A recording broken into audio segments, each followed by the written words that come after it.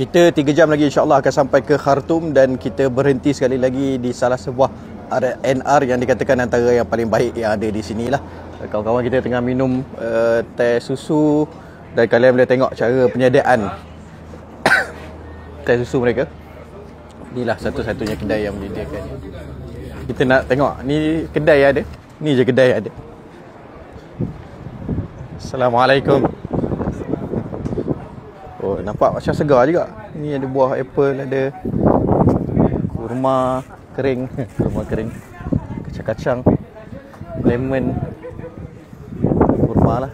Jadi alhamdulillah ni macam saya sebut RNR antara yang terbaik kat sini. Tadi kita dah tunjukkan semalam RNR yang jauh lebih dahsyat dan alhamdulillah kita boleh berehat sebentar sebelum kita kejar 3 jam yang terakhir supaya kita sempat insya-Allah solat Jumaat di Khartoum dan mulakan agihan.